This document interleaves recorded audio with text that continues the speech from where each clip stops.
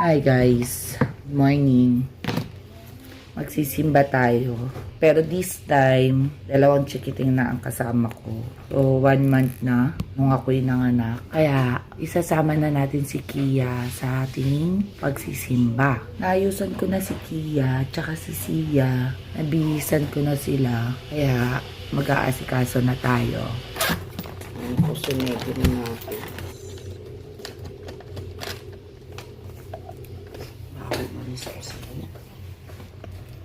Ano bang pwede yan? Sa bahay na lang mag-aasikaso. Tsaka ko na walis eh. Good morning!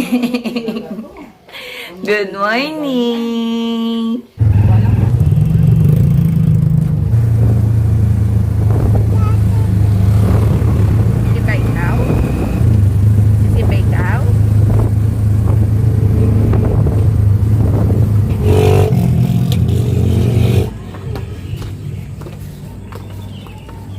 Dito na kami.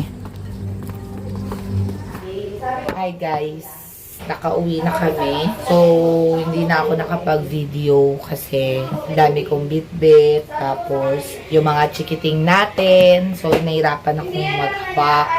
Kaya hindi na ako nag-take muna ng video. So, ngayon nandito na kami sa bahay. At nakakain na rin kami. Bisan lang natin si Kia. Si Sia tulog na. So, nantok na si Potpot. Kaya nakatulog na. Si Kia, tsaka ako, magbibihis muna. Nakapagbihis na kami ni Kia. Minili na si Kia Pot. By the way, si Kia pala, yung dede niya is half. Minsan, breastfeed siya sa akin. Minsan, naka-formula siya. Kasi, hindi kaya mag-supply ng breast milk yung katawan ko. So, ang ginagawa ko, uminom din naman ako ng malunggay capsule. Nagsasabaw ako. So, yun nga, hindi pa rin kaya. Kasi si Kia, malakas talaga siyang dumidi. Sa upuan lang talaga yung breast milk ko. Talagang nasasagad ako. So, ang nangyayari, pag kinakapos kami, pino-formula namin siya minsan. Kaya, nakamix siya ngayon. Tapos na si Kia dumede. Umuunat na siya, umuunat na. Okay guys, matutulog muna kami. So, that's all. Thank you for watching.